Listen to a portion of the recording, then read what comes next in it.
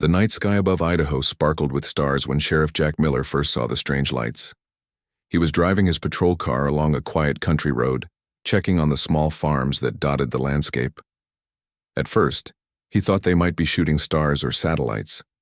But then the lights stopped moving across the sky and hung there, growing brighter. Jack pulled his car to the side of the road and stepped out. The cool night air filled his lungs as he looked up, squinting. The lights weren't just bright now.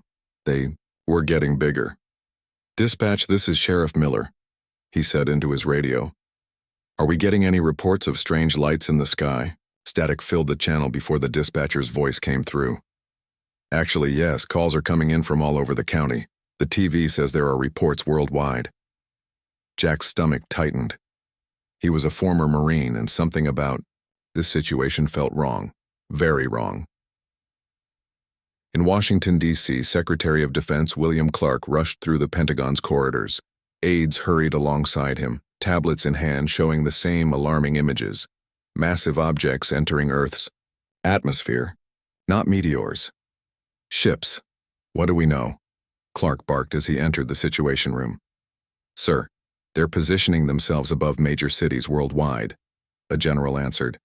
"New York, Beijing, London, Moscow, Cairo, dozens of them. Each ship is approximately 2 miles long." President Patricia Winters was already seated at the table, her face grim. "Have they made contact?" As if in answer to her question, every screen in the room flickered. The image of a tall, slender creature appeared. Its skin was pale blue with a metallic shimmer. 4 black eyes were set in a face that looked almost insect-like, with mandibles that clicked as it began to speak. "People of Earth," the creature said in perfect English. "I am High Commander Vexnar of the Zarkoth Collective. Your world has been selected for resource harvesting. Your species, while barely sentient by galactic standards, will be permitted to serve the collective. Resistance is unnecessary and will result in accelerated termination protocols. You have 72 Earth hours to surrender your governing bodies to Zarkoth authority." The transmission ended. Silence filled the room until President Winters spoke. "Get me every military leader, every scientist, and every diplomat we have. Now." At NASA's research facility in Houston, Dr. Olivia Grant was analyzing the alien transmission. As the leading xenobiologist in the country, she had spent her career imagining this moment, but not like this. Not as an invasion. "The language they used is telling," she explained to the Emergency Scientific Council. "They called us barely sentient. They don't see us as equals or even as a real threat. That's their first mistake." Outside, people filled the streets. Some prayed, some looted stores. Others just stood staring at the massive crystalline ships that now blocked parts of the sky like floating mountains. Smaller ships began to descend. In New York, a scout vessel landed in Central Park. In Paris, another touched down near the Eiffel Tower. Across the world, the pattern repeated. The aliens were establishing footholds in every major city.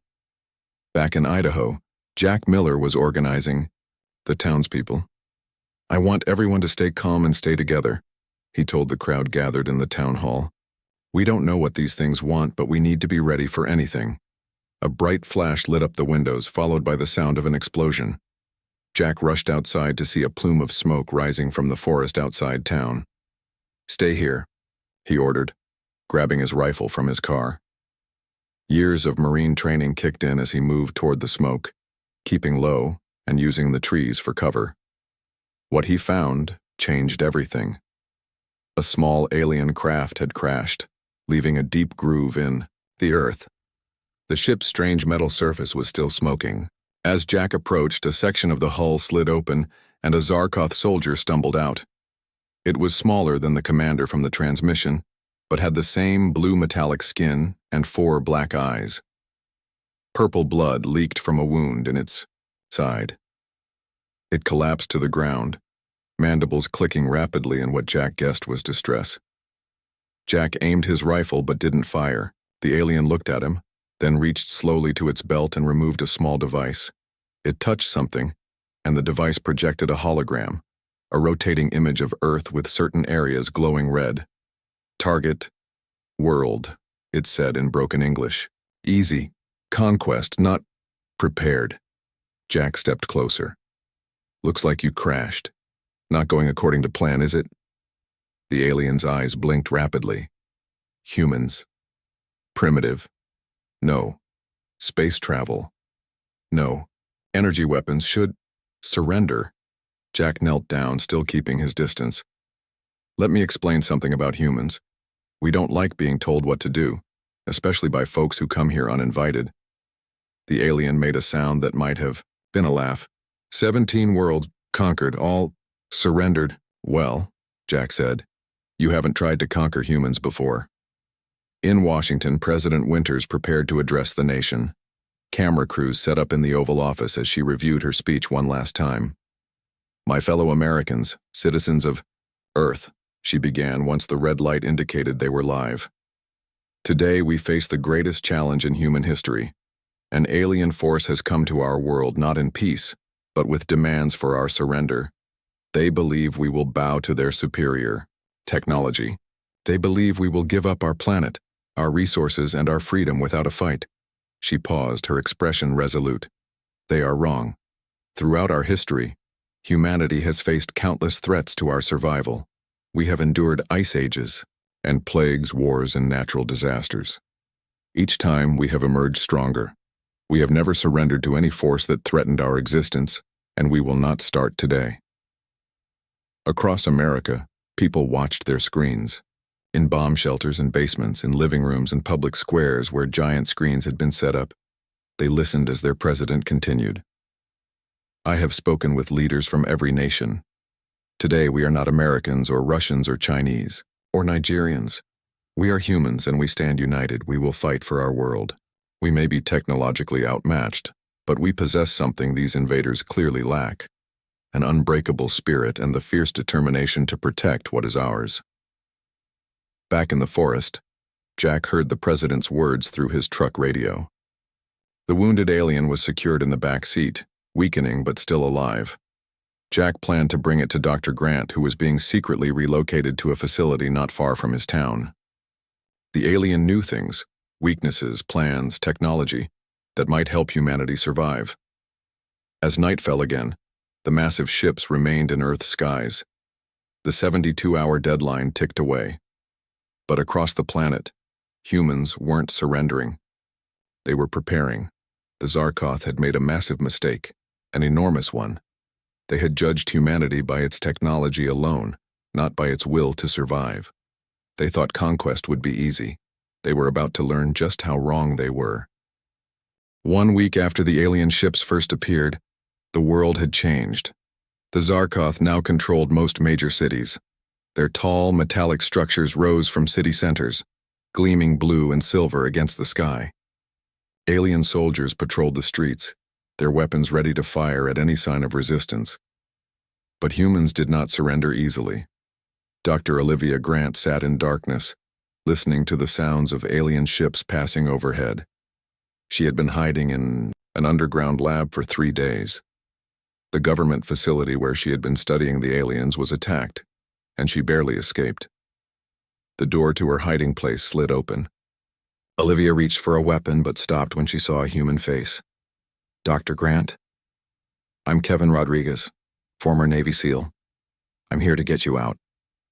Kevin was tall and strong, with alert eyes that constantly scanned for danger. Behind him stood 4 other people, all dressed in dark clothes and carrying weapons. The Resistance sent us, Kevin explained. We need your brain more than ever. They moved through the dark halls, avoiding the places where the ceiling had caved in. When they reached the outside, Olivia saw the remains of what had once been a proud scientific facility. Now it was mostly rubble. Stay low, Kevin whispered. 5 armored trucks waited a short distance away. We have a long drive ahead. In rural Idaho, Jack Miller had turned his small sheriff's department into a resistance headquarters. Maps covered the walls. People came and went at all hours, bringing news about alien movements and taking away supplies and weapons. The wounded alien Jack had captured was kept in a secure room. It had recovered enough to talk, though it still seemed surprised that humans were fighting back. "Your species makes no sense," it told Jack during one conversation. "You cannot win. Why fight?" "Because it's our home," Jack answered simply. "We don't give up our home." The alien, which called itself Zex, shook its head. 17 worlds. Before, all accepted Zarkoth rule. All live.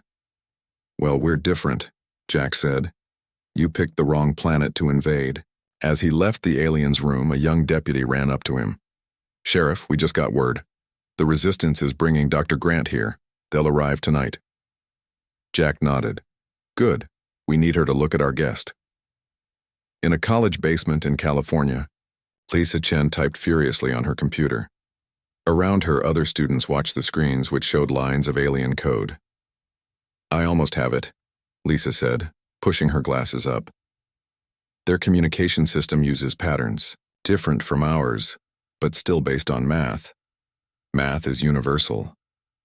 Lisa had been a computer science student before the invasion. Now she was the Resistance's best chance at understanding alien technology. For days she had been studying the signals the Zarkoth sent between their ships. "There," she said suddenly.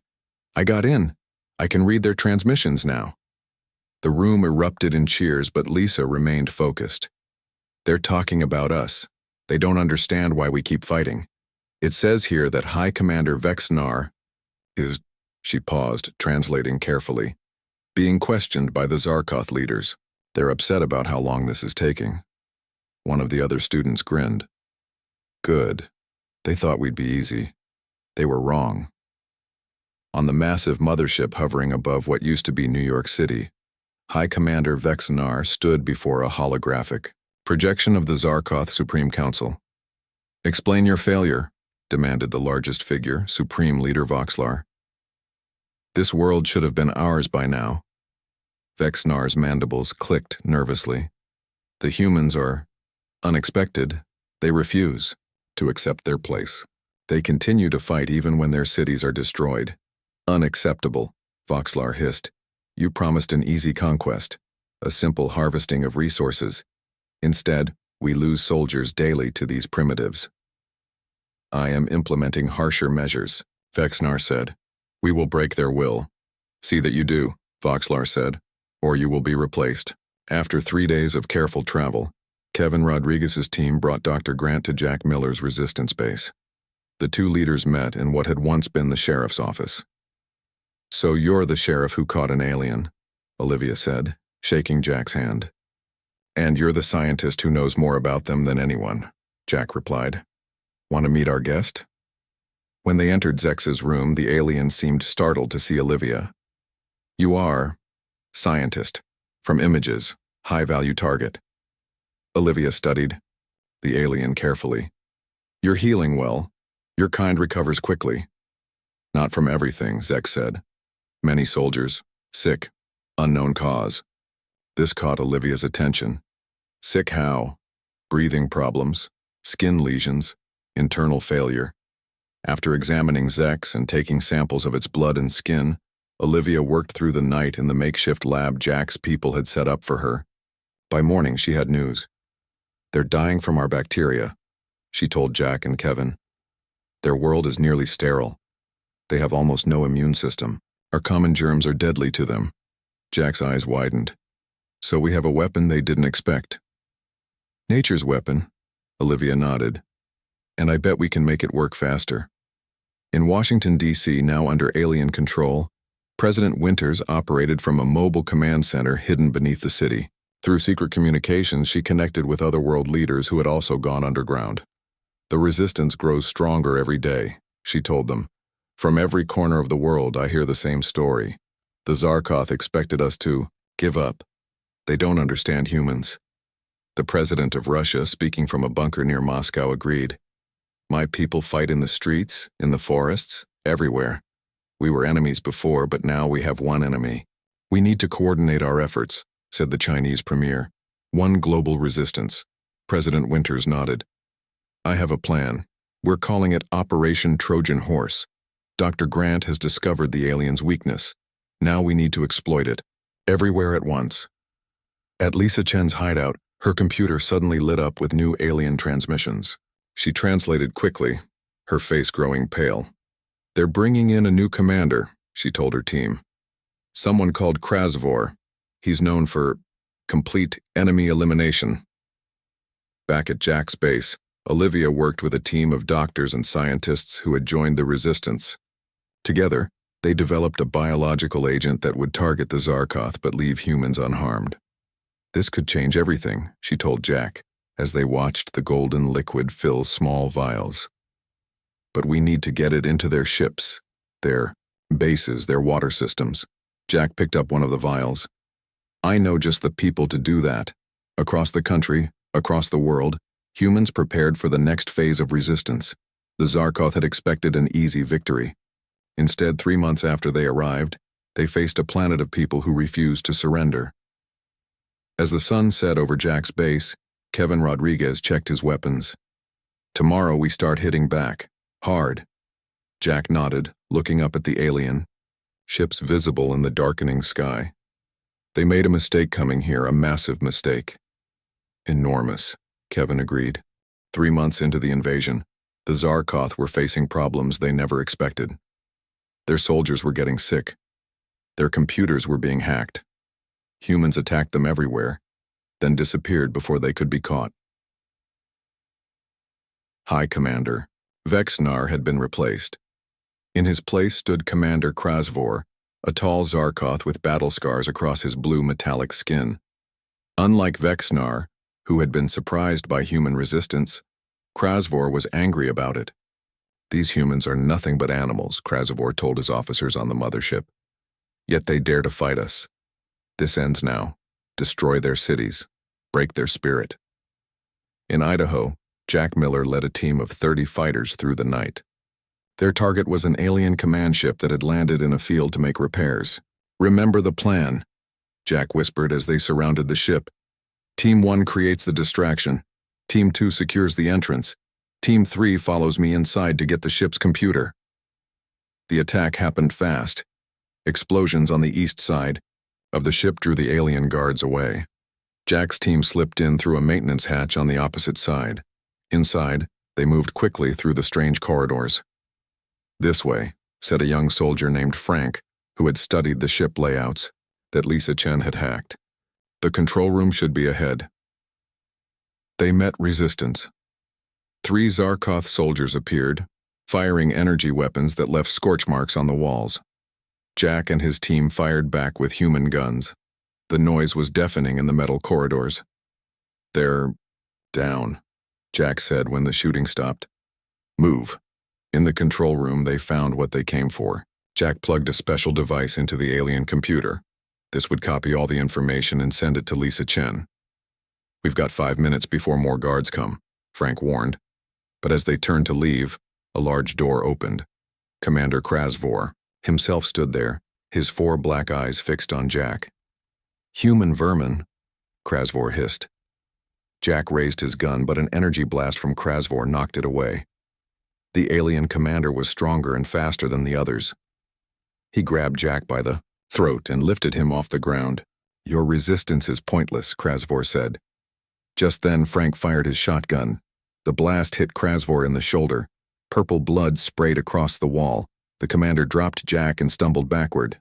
"Let's go," Jack shouted, grabbing the computer device. They ran for the exit as alarms blared through the ship.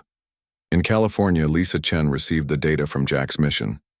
She worked day and night to understand it, sleeping only when she couldn't keep her eyes open anymore. "I've found something," she finally told her team. "The alien ships are all connected to a central AI system. If we could shut it down, their whole fleet would be crippled." "Can we hack it?" asked one of her helpers. Lisa shook her head. "Not from here. Someone would need to upload a virus directly to their mothership." At Dr. Grant's lab, progress was being made.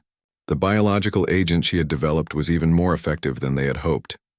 "It attacks their respiratory system first," she explained to President Winters during a secure video call. "Then it shuts down their other organs. Best of all, it spreads through the air." "Can they develop a cure?" the president asked. "Not quickly. Their medical technology is advanced, but they've never encountered Earth pathogens. They don't know how to fight them. President Winters nodded. Begin Operation Typhoid Mary. Get the biological agent to resistance cells worldwide. The plan was simple but dangerous. Resistance fighters would capture Zarkoth soldiers, infect them with Dr. Grant's agent, and release them to return to their ships and bases. Meanwhile, Commander Krasavor was furious about the attack on his ship. In retaliation, he ordered the complete destruction of several cities known for resistance activity. From orbit, the Zarkoth ships fired energy weapons that turned buildings to ash in seconds. Kevin Rodriguez watched in horror as his hometown was destroyed. The city where he had grown up was gone in minutes. Thousands of people died. This is war, he told Jack when they met again at the resistance base. We need to hit them harder. Jack showed him the information they had stolen. We have their weaknesses now, and we have a plan to exploit them. The plan required all resistance groups to work together. Jack, Kevin, and a team of their best fighters would attempt to capture a small Zarkoth ship. Lisa Chen would use it to get close to the mothership and upload her virus. Dr. Grant's biological agent would be released in every alien base they could reach. But before they could act, they received news. The Zarkoth Supreme Council was concerned about the cost of the Earth invasion. Too many soldiers were dying. Too many ships were being damaged. The resources they were harvesting weren't worth the cost. They're considering full planetary destruction, Lisa explained after translating an intercepted message. They would rather destroy Earth than admit they can't conquer us. President Winters called an emergency meeting with world leaders. We are out of time, she said. We need to act now before they can implement this plan. She made a bold broadcast that was picked up by resistance cells worldwide. People of Earth, she said, the moment has come to show our invaders what happens when you corner a species that has spent its entire existence fighting to survive. Today, we strike back together. The worldwide counterattack began. In every country, resistance fighters attacked alien bases. They released Dr. Grant's biological agent wherever they found Zarkoth soldiers. Jack's team successfully captured a small alien ship. Lisa Chen and 3 of her best programmers boarded it. They had memorized how to operate the controls based on the stolen data. Get us close to the mothership, Lisa told Jack. We'll only have one chance to upload this virus. Jack nodded. I'm coming with you. Kevin stepped forward. Me too. We'll need fighters if things go wrong. As they prepared the captured ship for launch, Dr. Grant approached Jack. I've learned something important from Zex, she said, referring to their captive alien. The Zarkoth chose Earth because of our water. To them, it's the most valuable resource in the galaxy. Water? Jack asked, surprised. Dr. Grant nodded. They never imagined we would fight so hard to protect it. They've never encountered a species with our determination. As the small ship rose into the air, Jack looked down at the resistance base. People were waving and cheering. After 3 months of being hunted by aliens, humans were finally taking the fight to them. Ready? He asked Lisa, who sat at the alien controls. She nodded, her face determined. Let's show them their enormous mistake. The small alien ship moved carefully toward the massive Zarkoth mothership. Inside, Jack, Kevin, Lisa, and her team watched the huge vessel grow larger through the view screen. They're hailing us, Lisa said, looking at the alien controls. I'll send the response code we found in their data. She pressed several glowing symbols. The ship's computer flashed blue, accepting their code. It worked, she whispered. They think we're returning from a patrol. The mothership was enormous. It hung in space like a metal city, its crystal towers reaching out into the blackness. Smaller ships moved around it like bees around a hive. Head for Docking Bay 7, Jack said, pointing to a map they had studied. It's the least used entrance according to their records. Their stolen ship slipped into the docking bay without raising alarms. When the door opened, Kevin went out first, wearing stolen Zarkoth armor. Jack followed, also in alien gear. They looked strange and bulky in the 2 tall suits, but from a distance they might pass for the real thing. Lisa and her team stayed hidden inside the ship, ready to move when the path was clear. 2 guards at the entrance, Kevin whispered. I'll handle them. He approached the guards, making clicking sounds with his mouth to imitate Zarkoth's speech. When he was close, he struck quickly. The guards fell silently. Now, Jack called. Lisa and her team rushed from the ship, carrying equipment needed to upload the virus. They moved through the mothership's corridors, following the map they had memorized. The central computer should be 2 levels up, Lisa said. Meanwhile, on Earth, the counterattack continued.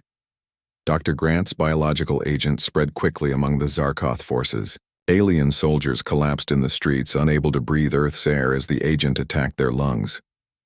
In cities worldwide, resistance fighters emerged from hiding to attack alien bases. They used everything from guns to homemade bombs. Some even drove trucks loaded with explosives into alien buildings. The Zarkoth were confused by the sudden coordinated assault. They had never faced anything like it on the 17 worlds they had conquered before. Aboard the mothership, Jack's team reached the central computer chamber. It was a vast room filled with glowing blue equipment.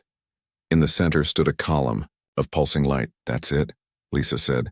The AI core, I need to get to that terminal. She pointed to a control panel near the light column. As they moved toward it, alarms suddenly blared through the ship. They've detected us, Kevin said, raising his weapon. The door slid open, and Zarkoth soldiers poured in. Jack and Kevin opened fire, creating a barrier between the aliens and Lisa. Her fingers flew across the alien keyboard, uploading her virus. How much longer? Jack shouted over the gunfire. 2 minutes, Lisa called back. Keep them off me. Back on Earth, President Winters watched satellite images of alien ships beginning to fall from the sky. The biological agent was working. Infected. Zarkoth soldiers had carried it back to their ships, where it spread through their air systems. It's working, she told the leaders gathered in the underground command center. But we need that mothership taken down. It controls their whole fleet. On the mothership, Lisa's screen flashed green. It's in. The virus is uploading. Just then, the main door exploded inward. Commander Krasvor stepped through the smoke, his 4 black eyes fixing on Jack. The wound in his shoulder was covered with a metal plate. You, he hissed. The human from the command ship. Jack pushed Lisa behind him. Finish the upload. We'll handle this. Krasvor was not alone. 6 elite Zarkoth guards flanked him, all wearing special breathing masks to protect them from human diseases. Your resistance ends here, Krasvor said.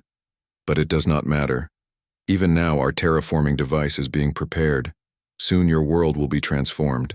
The atmosphere will become perfect for Zarkoth life, but lethal to humans. Kevin stepped forward. Not if we stop you first. He fired his weapon, but Krasvor moved with surprising speed. The alien commander grabbed Kevin and threw him across the room. Jack attacked next, firing repeatedly. Some shots hit Krasvor, leaving purple burns on his metallic skin, but he kept coming. The upload is at 80%, Lisa called out. Just a little longer. Jack engaged Krasvor in close combat. The alien was stronger, but Jack was quicker. He dodged a powerful swing and struck at the commander's wounded shoulder. Krasvor roared in pain. Around them, the ship began to shudder. Lights flickered. What is happening? Krasvor demanded. Lisa smiled as her screen reached 100%. We just turned off your ship's brain. Everything is shutting down, life support, navigation, weapons, and all of it. Krasvor's eyes widened. He lunged at Lisa, but Jack tackled him. They crashed into the control panel together. Sparks flew as they struggled. Get to the ship, Jack shouted to Lisa and her team. Now. Kevin recovered and helped Lisa gather her equipment. They ran for the exit as the mothership's systems failed around them. Emergency lights flashed red. The artificial gravity began to fluctuate. Jack broke free from Krasvor and ran after his friends. The commander tried to follow, but the ship lurched suddenly, throwing him against a wall. This is not over, human, Krasvor shouted. Jack looked back. For you it is. They barely made it back to their stolen ship. As they flew away from the mothership, they watched its lights go out section by section. Other Zarkoth ships nearby also began to drift. their systems failing as the virus spread through their connected network. "We did it," Lisa said, her voice filled with awe. Back on Earth, the effects were immediate. Alien weapons stopped working. Their doors wouldn't open. Their communications went silent. The resistance fighters surrounded confused and helpless Zarkoth soldiers. In what used to be London, a Zarkoth ship crashed into the Thames River. In Beijing, another fell into a field outside the city. All across the planet, the mighty alien fleet was failing. At the resistance base in Idaho, Dr. Grant received the news with tears in her eyes. "They've done it," she told her team. "The virus worked." Zex, their captive alien, watched the humans celebrate. "Impossible," it said. "No species has ever defeated the collective." Dr. Grant smiled at the alien. "Like we've been telling you, we're different." As Jack's team returned to Earth, they could see the change from space. The Zarkoth ships that had darkened Earth's skies for months were gone or disabled. "Look," Kevin said, pointing to the view screen. "Something's happening to the mothership." They watched as the massive vessel, now completely dark, began to fall toward Earth. It entered the atmosphere, breaking apart into thousands of burning pieces. "It's over," Lisa said. Jack shook his head. "Not quite." Krasvor mentioned a terraforming device. "We need to find it and destroy it before they can use it." As they approached Earth, President Winters contacted them. "Good work, all of you. But we have one more task. Our satellites have detected a large Zarkoth device being assembled in the Amazon rainforest. We believe it's the terraforming machine." "We're on it, Madam President," Jack replied. "Operation Hammer Down is just getting started." Deep in the Amazon rainforest, the Zarkoth had built something terrible. The terraforming device stood taller than the trees around it, a massive tower of alien metal and crystal. Blue energy pulsed through its core. If activated, it would change Earth's atmosphere forever, making it perfect for Zarkoth but deadly to humans. Jack Miller, now leading the largest resistance force on the planet, approached the device with caution. Behind him, soldiers from a dozen countries moved through the jungle. They carried weapons taken from fallen alien ships. "We have visual on the target," Jack said into his radio. "It's bigger than we expected." President Winters responded from her command center. "Our scientists confirm we have less than 6 hours before they can activate it. You need to destroy the core." Around the device, hundreds of Zarkoth soldiers stood guard. Unlike the confused aliens elsewhere on Earth whose ships and technology had failed, these troops were ready for battle. They wore breathing masks to protect against Dr. Grant's biological agent. "They're expecting us," Kevin Rodriguez said, scanning the area with binoculars.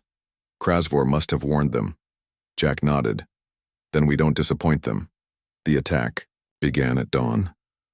Human forces struck from all sides. The jungle echoed with explosions and weapons fire. Jack led a small team toward the base of the terraforming tower, while the main force engaged the alien guards. As they fought their way forward, a familiar figure appeared. Commander Krasvor stood before them, his body now enhanced with mechanical parts where he had been wounded. "You are persistent, humans," he said. "But you cannot stop what we have begun. Earth will be ours, with or without you on it." Kevin fired at the commander, but a shield of energy around Krasvor blocked the shots. The alien laughed, a harsh clicking sound. "Your primitive weapons cannot harm me now," he said. Jack looked at Kevin and nodded slightly. They had prepared for this. From his pack, Kevin pulled out a small device Dr. Grant had created. It was designed to disrupt the Zarkoth energy shields. "Now," Jack shouted. Kevin activated the device. A wave of energy pulsed outward. Krasvor's shield flickered and died. Before the commander could react, Jack and Kevin opened fire together. This time, their bullets struck home. Krasvor fell to his knees, purple blood flowing from multiple wounds. "You cannot win," he gasped. "We already have," Jack said. With the commander down, they pressed onto the base of the tower. There, Lisa Chen waited with her team. She had been analyzing the device from a distance. "The control room is at the top," she said, "but we don't need to go up there. If we can plant explosives at these 3 points around the base, the whole thing will collapse. They worked quickly, setting charges while the battle raged around them. Alien aircraft swooped overhead, firing energy weapons that scorched the Earth. Human fighters using captured alien ships engaged them in the sky. "Charges set," Kevin called. "Everyone clear the area." They ran for cover as the explosives detonated. The blast shook the ground. Metal screamed as the tower began to tilt. Slowly at first, then faster, it toppled over like a massive tree, crashing. Through the jungle, a cheer went up from the human forces. The terraforming device was destroyed. But their victory celebration was cut short. The fallen tower began to pulse with energy. The core was destabilizing. "Everyone out!" Jack shouted. "It's going to blow!" They ran as the core's energy built to critical levels. Behind them, a blinding flash of blue light erupted. The shockwave knocked them off their feet. When Jack looked back, a crater had replaced the tower and much of the surrounding jungle. "It's over," Lisa said. "It's really over." 1 year after, the invasion began. Earth was healing. The last Zarkoth ships had retreated from the solar system 2 months ago. Humans had reclaimed their cities and were rebuilding. In Washington, D.C., now the center of Earth's new unified defense force, Jack Miller wore a general's uniform. He stood in a room filled with salvaged alien technology. "The integration is proceeding better than expected," he told President Winters. "We've adapted their energy systems to our power grid. We're learning to use their medical technology, and the defense shield will be operational within a month." President Winters nodded. "And the space program?" "Our first ship will be ready for a test flight next week," Jack said. "It's not as advanced as theirs was, but it's a start." In her new laboratory at the International Science Center, Dr. Olivia Grant led the Interstellar Relations Commission. Her job was to prepare humanity for contact with other alien species, hopefully friendlier ones than the Zarkoth. The captured databases contain information on dozens of civilizations, she explained to visiting officials. Some might be potential allies. Lisa Chen, now director of the Global Technology Integration Program, worked with teams worldwide to adapt alien technology for peaceful human use. Under her guidance, advances that might have taken centuries were happening in months. "We're focusing on medical applications first," she told reporters. "Then clean energy, then transportation." President Winters stood before the United Nations, addressing representatives from every country on Earth. The Grand Hall was packed. Billions more watched the broadcast. "1 year ago we faced extinction," she said. "An enemy from the stars believed we would surrender our world without a fight. They thought us weak, divided, primitive. They were wrong." She paused, looking at the faces before her. "We entered this conflict as a planet divided. We emerge as a species united. The Zarkoth came to conquer us, but instead, they gave us the greatest gift possible: unity.